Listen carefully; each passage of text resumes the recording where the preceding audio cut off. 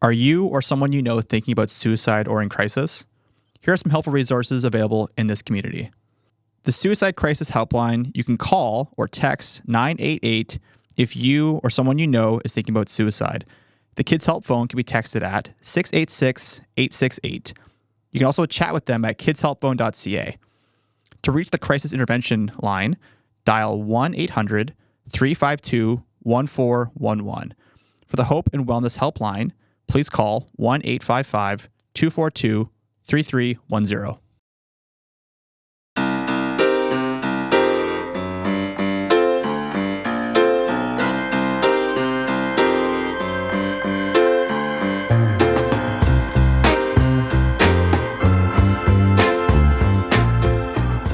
Welcome to the Echo Essentials podcast. My name is Chris Pekarsky, and on today's episode, we have from the CMHA North Bay office, Malinda and Kyla, talk about World Suicide Prevention Day. This is an episode that's, a little heavier on the subject side of things, so it's a bit of a content warning for those who are listening and watching. Just know we're going to talk about suicide prevention, awareness, different initiatives that are happening in the community. Two of which in particular is a grief support program and a safeTALK program that the CMHA is offering. So we just want to make sure that before you listen, you are aware of that those things are going to be discussed here today. It was a great conversation. There's lots of things that we talk about in terms of storytelling, grief, what you can do on a day-to-day in terms of just connecting with a person to kind of reach out and give that additional support. It's a really great conversation. We really encourage you to give the full listen. There's lots of good, interesting pieces of information and resources here. Even though this is airing the day after World Suicide Prevention Day, it's still helpful information nonetheless. So before we get to that, though, we want to throw it to and thank our title sponsor, the North Bay Regional Health Center Foundation. Dear North Bay, you've always been more than a place on the map. You're home to me. This is where I built a life with my husband, raised our kids, and taught in local schools for over 24 years. I'm proud to be part of this community. Earlier this year, my world shifted. After living with anxiety, depression, and PTSD for much of my life, I reached a point where I couldn't keep going alone. Walking into the emergency department at the North Bay Regional Health Center was one of the hardest things I've ever done. But what I found there changed everything. A nurse who made me feel safe, a crisis worker who truly listened. For the first time in a long time, I felt seen. That care gave me hope, and it inspired me to give back by supporting local healthcare so that others in our community can access the same compassionate care I did. If my story resonates with you, I hope you'll consider supporting the NBRHC Foundation. Please visit nbrhcfoundation.ca or call 705-495-8125 to give. Because mental health is health. With gratitude, Tiffany Van Meer. In today's episode, I have with me from the CMHA North Bay office, Malinda Hervalami and Kyla Venturini. Welcome into the show. Thank you for having us. So I think I got that proper, hopefully. Yes. Hopefully. But today we have, by the time this airs, it would have been yesterday because this episode airs on Thursday. So it'd be on September 10th when we recorded this, which is today, World Suicide Prevention Day. So before we get into a bit of that, can you maybe give our listeners a bit about yourselves before we get into the topic? My name is Malinda. I work at the, as Chris had mentioned, Canadian Mental Health Association North Bay and District. My current role is Health Promotion Coordinator. So a lot of the activities that I do involve education and promotional and awareness events within the community, educational workshops, and participating in awareness events like World Suicide Prevention Day today. And my name is Kyla, as I was already introduced, and also work for CMHA North Bay and District. And my role is actually to provide training. So whether that's development, delivery, and coordination of training across our organization, as well as for community and community partners. Perfect. And some of that includes suicide prevention training. So when I had the media release come across my desk, I was like, okay, this is very, timely. We should talk about this. It's something that's it affects everyone in some capacity, right? So, by the time this airs, it'll be day after, but we're going to talk about it as it is today. Mm-hmm. Can we detail a bit about World Suicide Prevention Day and where this came from? Is it recognized globally? Is it a CMHA thing in particular? So World Suicide Prevention Day is an awareness day that is recognized globally. The theme for World Suicide Prevention Day is changing the narrative around suicide. So having conversations like today is really important because it helps change the stigma that's associated with conversations around suicide, which in turn helps alleviate some of the barriers that people face in terms of having conversations around it. So the goal is to make it a more comfortable conversation, make people safe about getting help for their mental health if they're having thoughts of suicide, and also creating safe spaces for community members to heal for those who have been impacted by suicide loss. The theme, changing the narrative on suicide, right? This came, like, how do you figure out like the theme? I mean, doesn't come down to, I'm assuming you two, but like, it says that changing the narrative, right? So when I looked it up, it said, dissecting and understanding the complex issues of suicide, and I guess contextualizing it and making it more of an easier conversation. How do you go about doing that? Because it is such like a very, I'd say heavy and serious and complicated topic.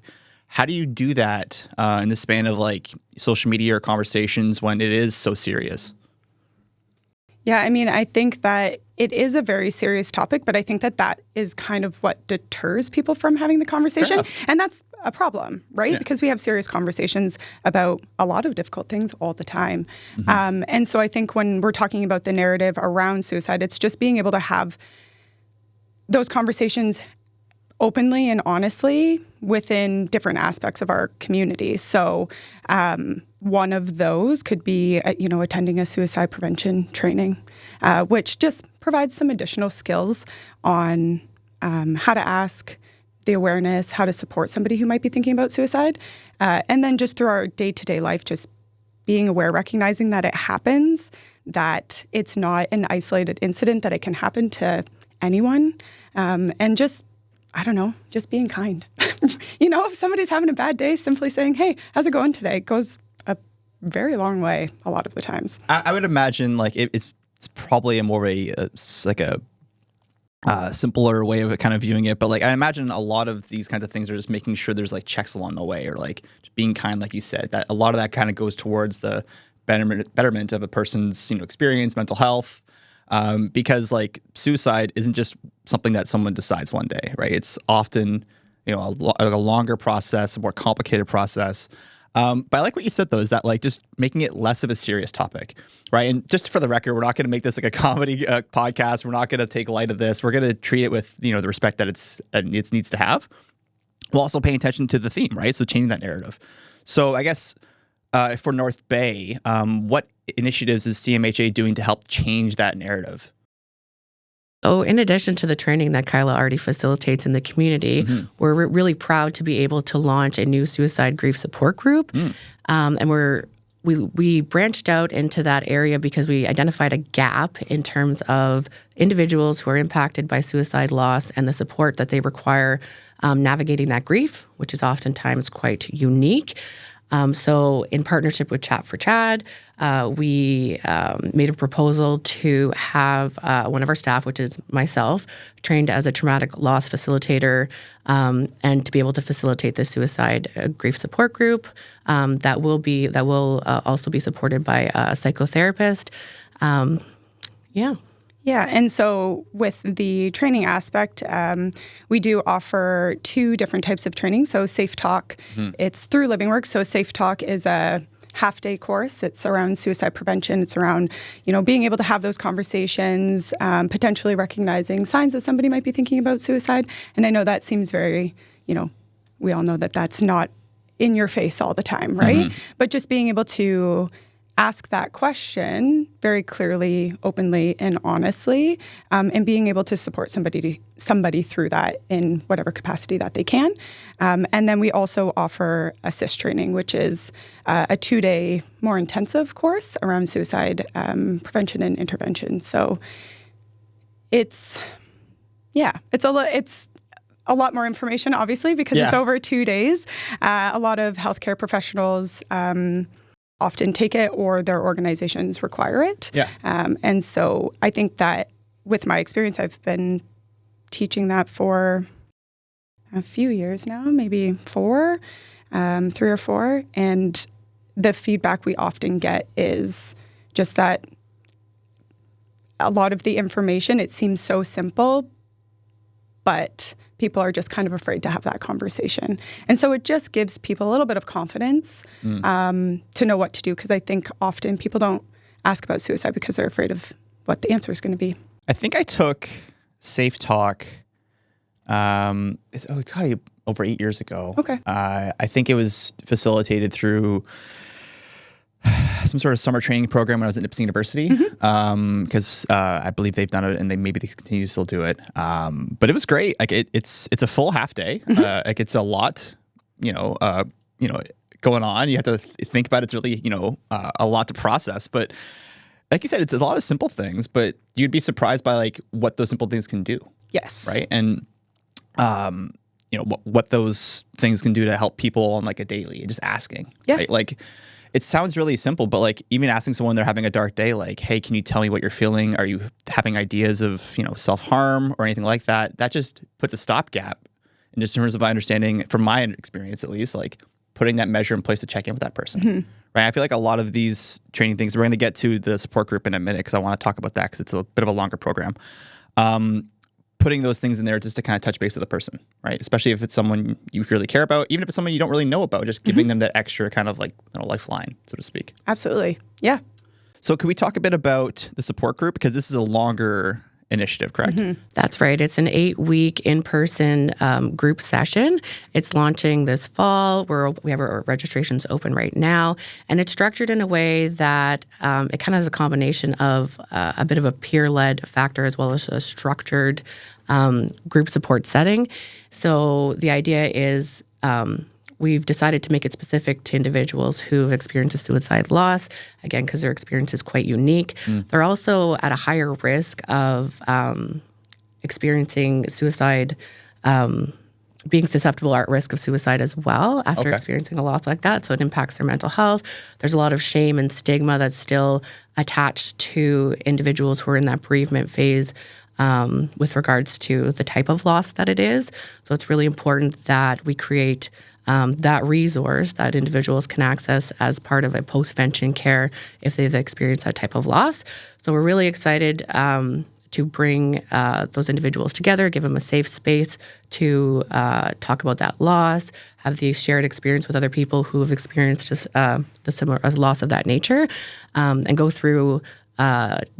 Each 8 weeks has a different structured group setting that allows them to navigate the grief process, do some self-reflection. How has this impacted my life? Opportunity. There's a large focus for 2 weeks on restorative storytelling, which can be a tricky part in the grieving process. In terms of it's painful when you think about the good times you've had with somebody and they're not here anymore and the type of loss that it was. So it really focuses on getting individuals more comfortable at their own pace, right? Nobody is going to be, it's open to whatever space you're in and however you receive that, the activities within the group. And this kind of incorporates other tools and skills and conversations to allow them to navigate this unique grief journey. I think the really cool thing is we've been able to offer the preventative and awareness stuff for a few years now. Absolutely. But also being able to now offer a post-vention is bridging that gap even more, right? And so in terms of like a continuity of care with people, being able to say, here's our preventative training, which the ones we have offered right now are also supported by Chat for Trad. So, and then being able to say, hey, if you've also experienced a loss, we do also have this new bereavement group. So I think that's really exciting and really great for the community to be able to provide both, because that hasn't really existed. And like Chris had mentioned, when you reflect on, how has suicide impacted me or my experiences, everyone's different. Everyone has stigma that they carry with regards to that, personal shame associated with that. So it's kind of scratching the surface when we do awareness days to kind of catch more people in, get more people thinking about it. And really something like suicide awareness prevention is something that we want to promote all year round, right? Yeah. It's not just today. It's something that we want to have the conversation going all year round with the training, the additional supports, and making people feel more comfortable about having those conversations. So, yeah, I like that. Because there's something else that you brought up there is that, we come up with our different stigmas and experiences because like all these things are like really great resources and really good, methods and things that we can talk about and put in place. But ultimately, like it's hard because there's no perfect answer either, right? There's no one fix all or whatever you'd want to call it to like help someone prevent the, ideations of suicide or self-harm, right? Because everyone has, complicated mental health factors, a history, their own experiences. It's not that simple. And I don't think anyone's ever saying that, but it is very complicated, right? But it's cool. I mean, it's reassuring to know that there are resources like this to kind of help people after the fact, right? And I think you'd think that would have been, I guess my internal thought was like, well, that shouldn't have been there in the first place. And they probably are out there, but that makes a lot of sense because if you can get someone to find a collective to kind of share and talk about those experiences, however, deep or, recent, like it's going to help them hopefully get through that process, right? Because there's a lot of grief that goes through that.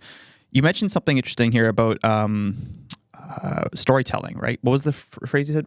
Restorative storytelling. Can you explain what that is to me? So it's the idea of using those memories and revisiting them no matter how painful they are. And oftentimes, when you're experiencing a traumatic situation, it's hard to go back to revisiting those joyful moments, things you remember that were positive about them.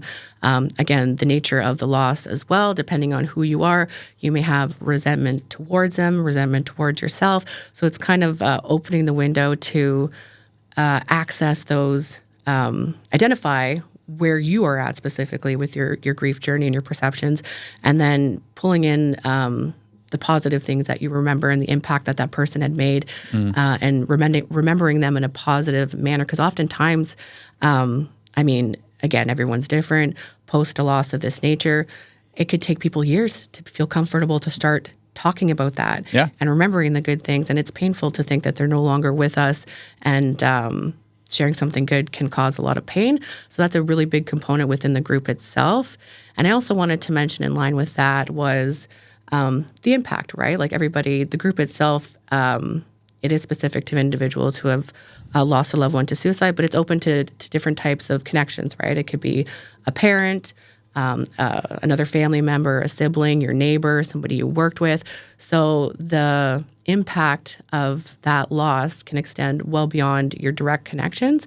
It's important to offer that have that support available and make sure it fits the need for what kind of unique support they need. Typically, a loss of that nature would be ideal to have like one-on-one therapeutic support. Yep. And this is kind of complementary to that. So it takes it to the next level when they're ready to kind of go through those stages. I gotta imagine, because I haven't been in one of these sessions before. I'd imagine there's a lot of shared learning that comes with that too, right? Yeah. From, obviously, you have, yourself, you have your other supports there. I think a psychotherapist, is that correct? That's right, yeah. But I imagine just seeing other people who've gone through that and hearing what they've gone through, things that, help them get through the day or things that they, want to do differently. Just hearing that from a different person who's been through something similar, that's got to help other people who are also in that room, aside from just the clinical side of things, right? Absolutely. And I think that's our mantra around talking about mental health, talking about suicide. When you hear someone having those same thoughts, it makes you feel safer about having those same thoughts. It helps, alleviate some of the stresses you're causing yourself about feeling a specific way. Should I feel this way? And then when you meet that in someone else, it allows you to feel like, okay, it's okay. I'm not a bad person for feeling like this. It's a natural part of the bereavement journey, and you just feel a little bit more supported, connected. And you definitely throughout the 8 weeks create a little bit of a community, and that's kind of part of the one of the weeks is also kind of takes a deeper look into like how has this loss created secondary losses in my life, and that means. Am I not going out to the same places anymore? Am I trying to avoid places that remind me of that person?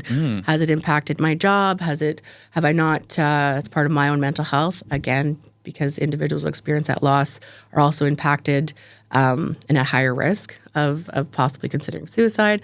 So it just kind of assesses how has this impacted my life and what can I do about it and what makes sense of what I can do right now, because everyone's going to be different. And so the program begins October 21st. That's Is right. that correct? That's correct. And it's an 8-week program. An 8-week program. So it begins It's being held Tuesdays, beginning October 21st from 6 to 8 p.m., so it is an evening session, and it extends through the final session is December 9th. Okay. That's right. And so how would someone participate or get involved or register for these sessions? Right now, you will be able to find it on our social media page on Facebook, Instagram. Yeah. Our handle's at CMHA NBD. It's also posted on our website. So if you visit nbd.cmha.ca, you'll be able to link to both the safeTALK registration as well as the suicide grief support group. Just asking a very upfront question. Sure. Does it cost anything for anyone? This session, at this time, both sessions are being offered free to the community. Okay. Again, thanks to the generous grant from Chat for Chad. Yep. So, yeah, it'll be free of cost for participants for both these upcoming sessions. That's wonderful. Yeah. I mean, I think, if this episode can do anything, and I'm just a dude at a mic, if this episode can do anything, it's to get this message out to someone who might need to hear it. Yeah, absolutely. Right. And if it just reaches one person who be like, okay, this is something I should consider, right? Then hopefully that can help them move on. We can talk about this, change that narrative. That's the whole point of this, right? Is to continue making sure that we just talk about it. It's not something that we have to talk about after the fact or we never consider when we have to talk about it before the fact. It's just, again, kind of helping normalize it, I guess, in a weird way. Is that the right word? Absolutely. Nothing's normal, but you're right. Fair. And I think that is kind of the... That's what we want to do. Our main goal is to make it conversational, right? It's everyone has mental health.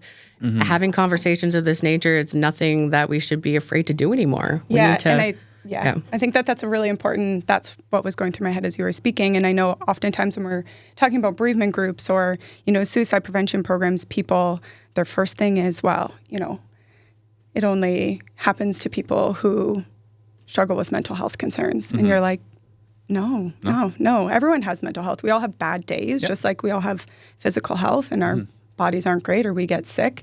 The unfortunate part is when you get a cold, people are always like, how can I help you? What do you need? But when you're having a bad day, people are like, ooh, I don't know if I want to ask anything. I don't want to get involved. Yeah. But what's the difference? So if they're just not feeling great mentally, whether it's stress, whether it is mental illness, what's the difference, right? Yeah. We're still asking. We're still trying to help. And I think people don't realize that when it comes to our mental health, we all have mental health. Yeah. And so it could be situational. It could be a lifelong thing. So recognizing that everybody can be impacted in some way. I think over the last few years, I've trained hundreds of people. Yeah. And I think only one person has ever said that they've never been impacted by suicide. Okay. Okay. I mean, I think the conversation is changing. I mean, I haven't, been on this earth for all that long, but my 33 years of life, just seeing how things have been in the media, especially reporting and, talk about something like entertainment, the way in which suicide has been, framed or talked about or even phrased has changed. And there's been obviously some bigger things, whether it's a public figure or, a show that might create different hurdles. But I imagine when you're speaking to people about this kind of thing in terms of re-educating or helping the public, they probably have a lot of old information. So how do you go about combating that in a healthy way to kind of say this is what we're looking at talking about it, how we're looking at talking about it. We don't use the terminology anymore. We talk about mental health versus mental illness. How is that have you found that has changed in the last couple of years? Am I making a problem up out of nowhere, or is this something you're seeing? No. Language, I think, in general, and it's changing consistently. And sometimes it changes so fast, right, that it's almost difficult to keep up with at times. I can only speak to the programs. There are standardized programs, and we do let people know, some of the examples that we're using are, I don't want to say, they're in terms of the intervention pieces, they're best case scenarios, right? This is, if this all went perfectly, this is how this would go.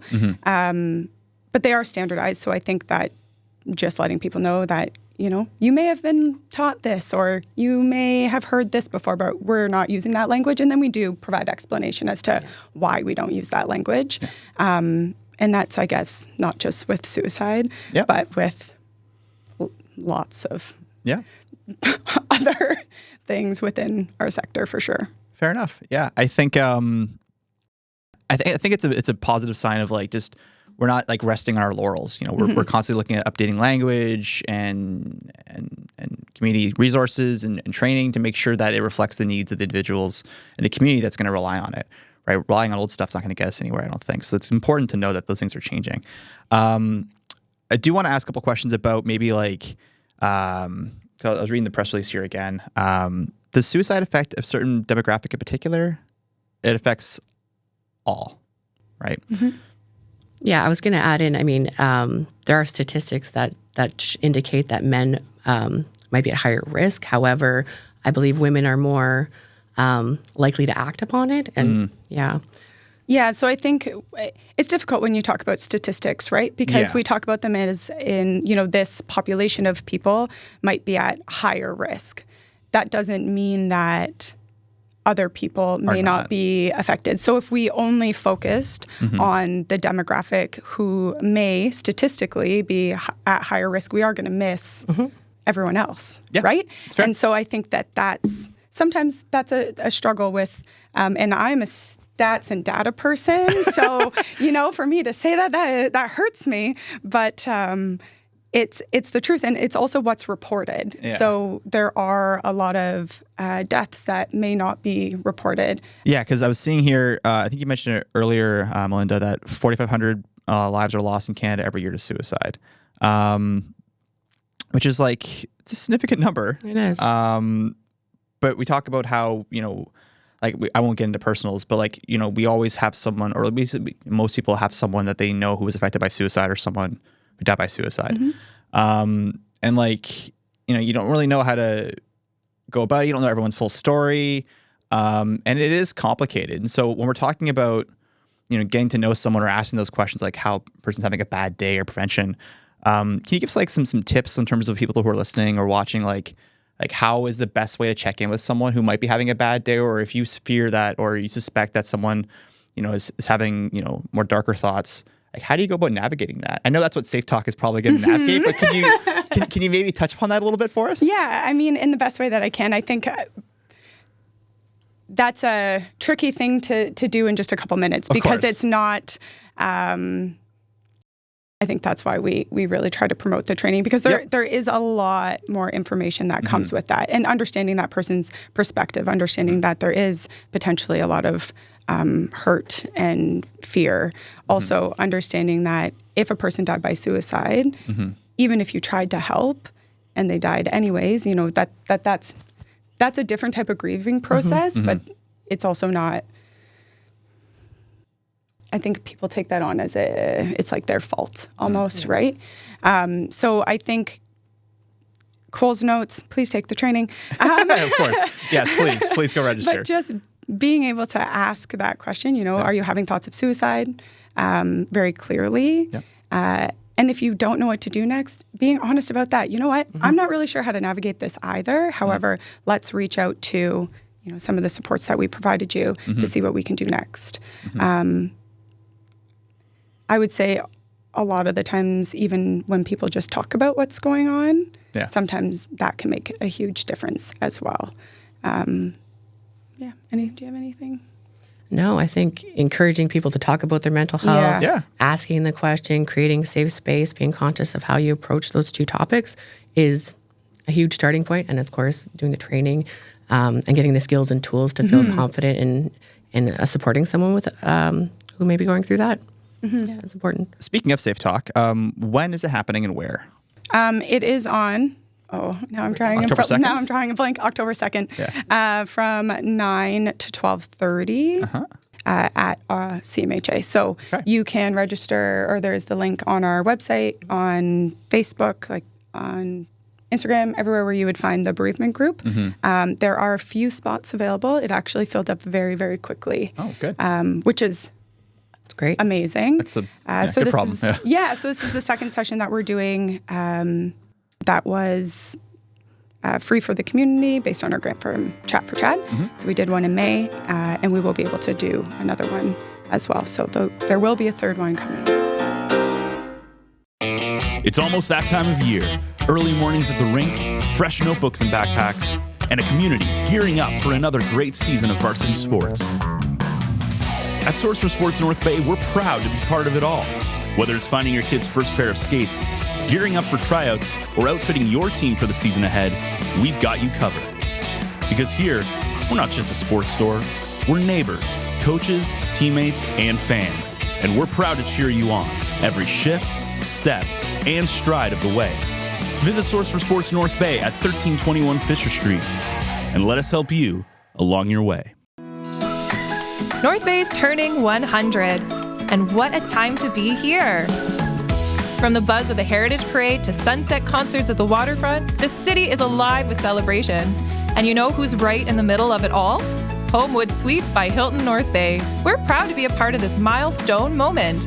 Whether you're coming home from a family reunion, planning a gathering with friends, or just simply making the most of everything the Centennial has to offer, our doors are open. Stay in a spacious suite that feels like home, with a full kitchen to cook in, room to relax, and a space to unwind after a full day of fun. Are you hosting something bigger? Our event spaces and amazing local partners like the Grand and Stock Transportation make it easy to bring people together. Best of all, they're just steps from the action. The fireworks, the food trucks, the music, the laughter, it's all right here. Celebrate 100 years of North Bay with us. Use code Centennial to save on your stay anytime this year. Be at home with Homewood Suites by Hilton North Bay. Join the party today at 495 Oak Street West or give us a call at 705-495-3000. I do want to talk a bit about these ribbons. So can we talk a bit about these? Because I have this lovely one here.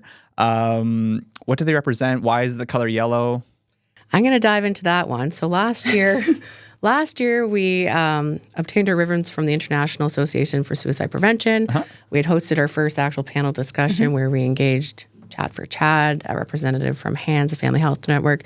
Kyla was on the panel, as well as a psychotherapist, Chris Redden, to start just having an open discussion around suicide and those kinds of conversations.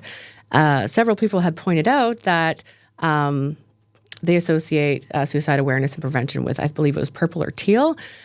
And I mean, there's different, I just want to say, in case you are wondering why it's yellow, I mean, as long as we're wearing a ribbon and we're having those conversations about the Awareness Day is a great starting point. And I believe they use this as an indication of a light of hope. Okay. Is to, around life promotion. They do a vigil of hope in honor of individuals who had died by suicide. Every World Suicide Prevention Day at 8 p.m. So if that's something you want to participate this evening in, light a candle in memory of someone you had lost to suicide. They promote that tonight. Okay, at 8 p.m.? At 8 p.m., yeah. Okay. And that's something you can do on your own. It's just Yeah, I mean, you could always, by the time this airs, it would be after the fact. Right. That's right. I mean, the whole point is we can talk about it, right? Yes. That's it. Talk about it. Yeah, and people might not be aware, and oftentimes even just bringing that to someone's attention, like, oh, I would like to participate in that, and it might be a positive experience for their healing journey, is participating in an activity like that. Yeah.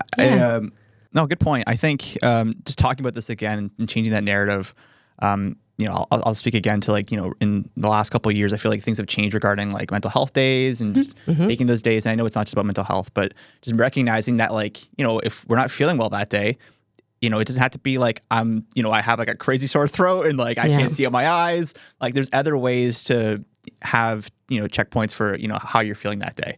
And I feel like that's also changed in the last probably 10 years, in terms of just as a working person.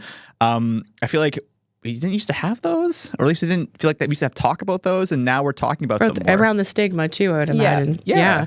People weren't comfortable sharing it, or if it was a predominantly male-dominated field, males often, struggle about a lot of stigma associated with expressing their feelings, their mental health, and those kinds of things. So it's good to see that that's changing. I also wanted to highlight too, I had an experience yesterday. CMHA is part of a program called Talk Today. It's in partnership with our local OHL team, North Bay Battalion. There's 3 components. So we can provide additional navigation services for their mental health performance coach, to support the team's mental health and wellness if anything comes out throughout the season. We also do an annual mental health awareness game day. When I'm out in the community, people are starting to recognize our presence there, which is great. And then the third component is delivering team up training to the team each year. I got in earlier this year, which I was happy about.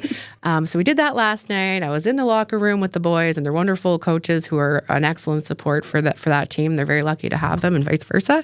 So Team Up Training is a suicide alertness training program for high-performance athletes. Okay. So it's specifically designed for, again, the athletes and that age group. So the idea is that we're starting these conversations earlier and in different capacities, right? Because we talked about who do you think would be most susceptible, or sometimes those warning signs for who might be struggling are a little more evident than others, right? Some people might not show symptoms at all. So again, creating that safe space, checking in with people is really important.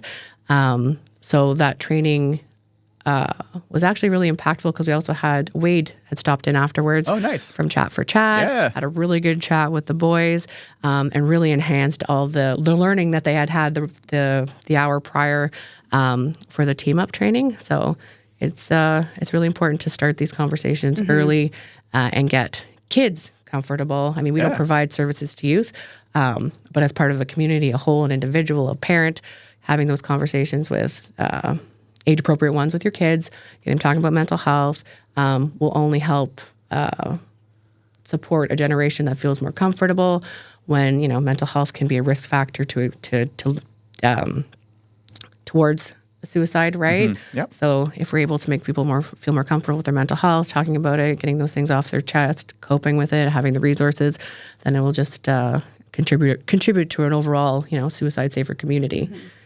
Yeah, I love that. Yeah. I think it's awesome. In a prior career, I used to work for the Catholic School Board as a communications professional, and we used to talk about, days of significance or day awareness days, and like a lot of it is about recognizing or having a discussion. But a lot of these days, a lot of these schools, again, we're talking about getting it more familiar with people who are younger, people who can.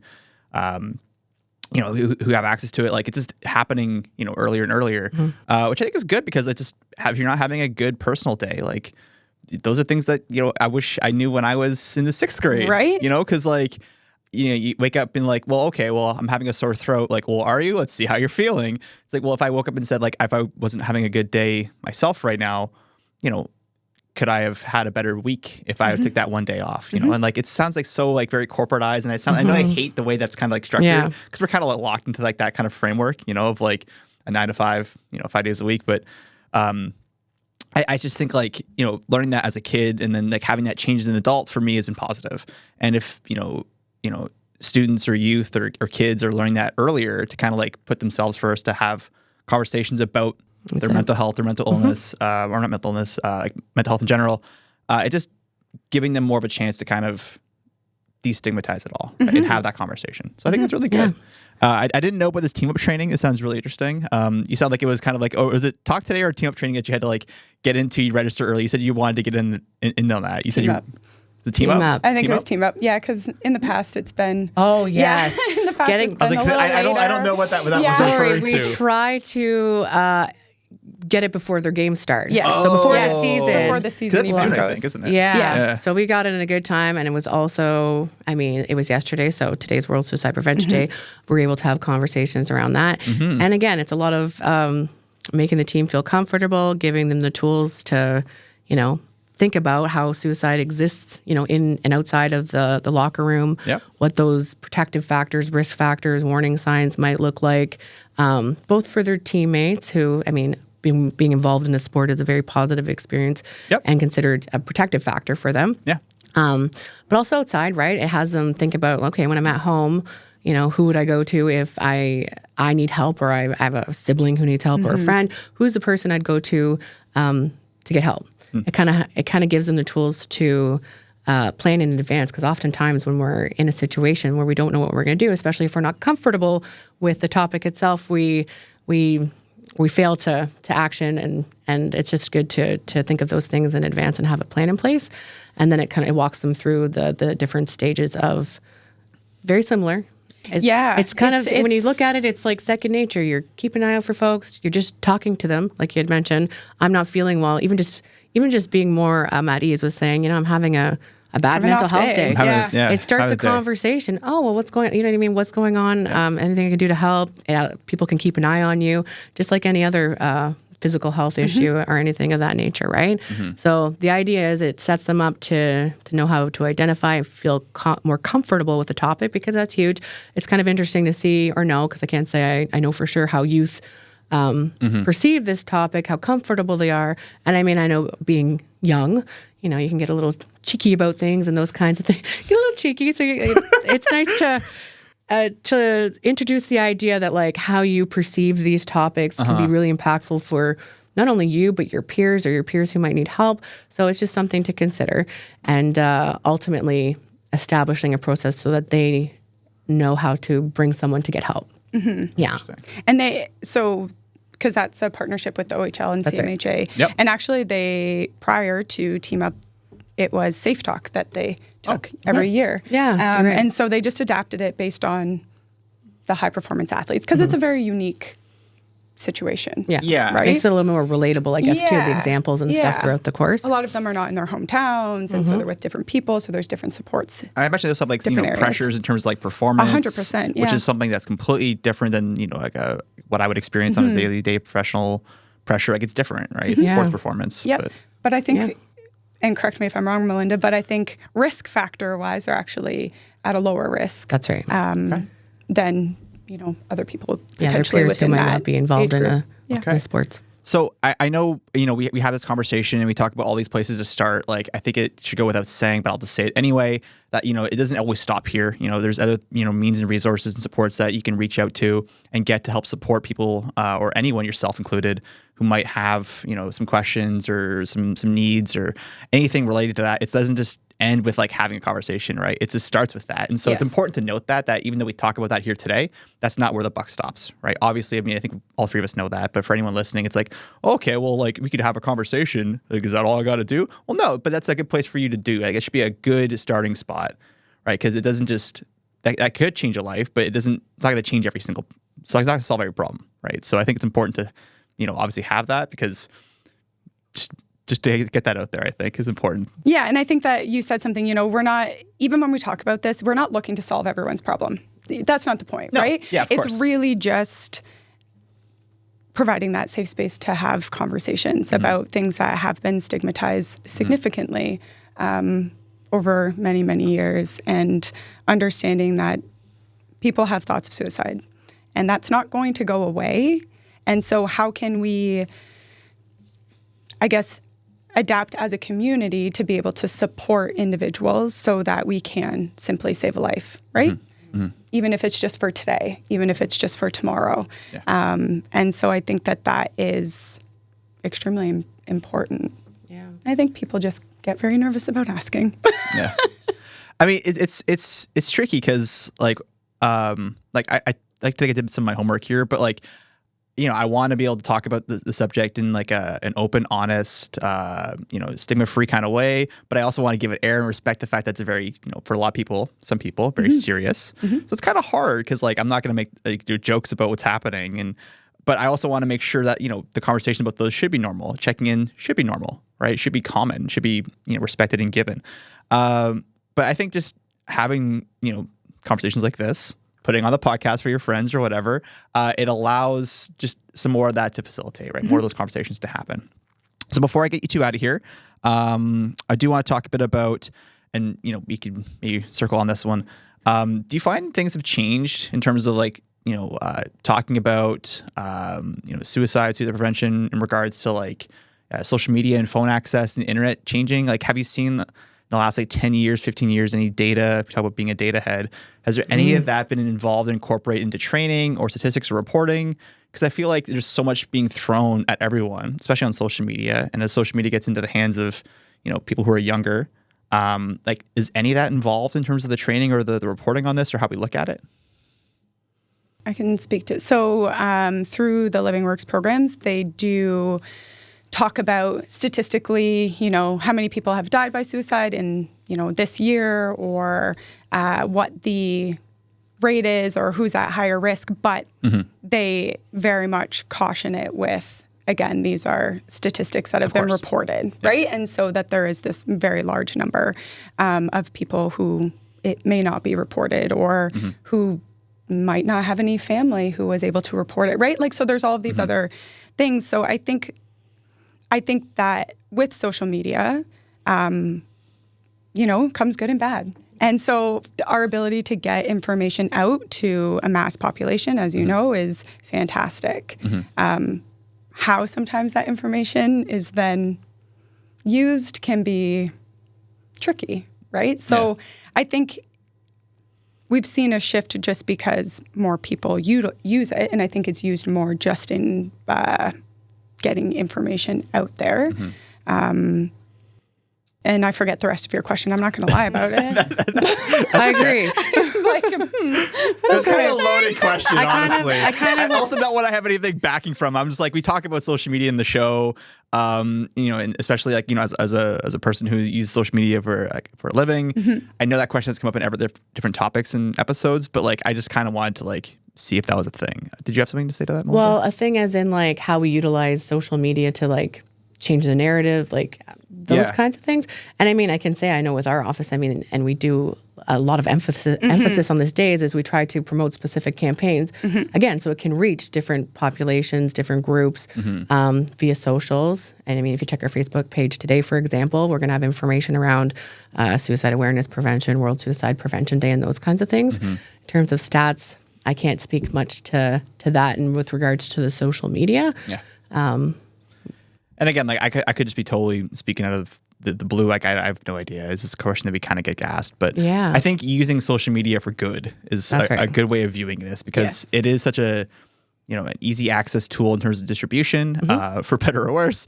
In this situation, we can use it for awareness, for conversation, for resourcing, sharing. Just making sure that if someone who needs to see it can see it, just putting it out there, making sure they have access to that potential resource, right? Yeah, I think it doesn't replace anything. I think it just provides a more inclusive avenue for people to be able to reach out or see it, right? Because not everyone necessarily wants to pick up the phone and call. So if there's like a link or if there's a chat that people can go to and access supports as well, I think that's where, from a healthcare sector, it's incredibly important. And of course, just getting the information out there for a ton of people, because if that's changed a lot. That's right. Yeah, fair point. I think I have most of my things covered here. I always feel tricky about talking about this stuff, not because I think it's difficult, because like I feel like I'm not an expert, and so I feel like imposter syndrome, like I'm not qualified to talk about it, and so I try to navigate it and do as much as I can, which I guess is like what I can do, right? But it always feels like I'm never able to kind of do enough, but I'm always kind of trying, and I guess that's kind of maybe the moral of the story. That's such a cheesy way to end this. I was just gonna say, take a chance and lead by example and go for it. Like, go for asking those questions, right? Because it's I think nobody's an expert in it, right? That's right. Because we can sit here and again, I can facilitate training. I can tell you what to ask. I can tell you what to do. I can explain to you how to support people, and I can show you how to do that. I'm not an expert in it either, right? Because I'm not an expert in anyone else's lives. So whomever I might be speaking to, they're an expert in their life. And so my role is more of a listening role and supporting that way. And I think that that's important, that we can have a lot of information about the topic, or have, maybe had a lot of conversations with people about the topic, but every person is unique in their own way, and their experience is unique in their own way. So it's really just, I guess, feeling confident to say, asking the questions, being kind, and if you don't know something, know your boundaries and barriers, and just kind of identify meeting people where they're at. It's a good way of putting it. Right? It's just like, make the effort, and make it with good intent. Of course. Right? I mean, if you put forth a good effort, like, a well-intended effort, like a very personalized effort, I mean, that's all most of us can do, right? And so, like, keep going, keep trying, I guess. Yeah. So, okay, before we get out of here, let's just reemphasize the dates and the places and the registration areas for the events. So safeTALK is happening. It's a half day October 2nd between 9 a.m. and 12:30 p.m. happening at CMHA North Bay. Yep. And they can register at the website. Yes, and they do have to register because we have limited spots for that. And the 8-week program for the grief support is starting October 21st. That's right. You can also register for that online. And is that also done through the office? Like, is it located?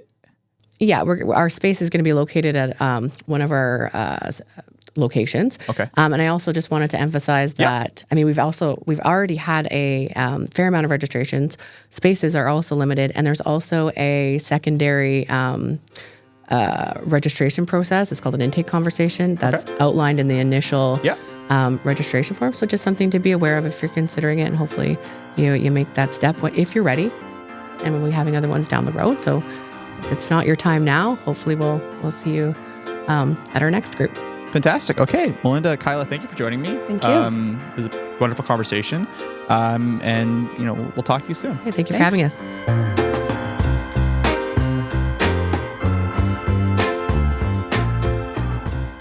Thank you so much for listening or watching the Echo Essentials podcast. My name is Chris Pekarski. As always, thank you so much for listening. Feel free to let us know what you thought about the episode. Make sure to like, share, subscribe. Check out our Echo Essentials newsletter as well. Let us know what you're seeing in the community, what you want to see more of, whether it's out of our content, our newsletters, everything. Let us know. And as always, thanks so much for listening.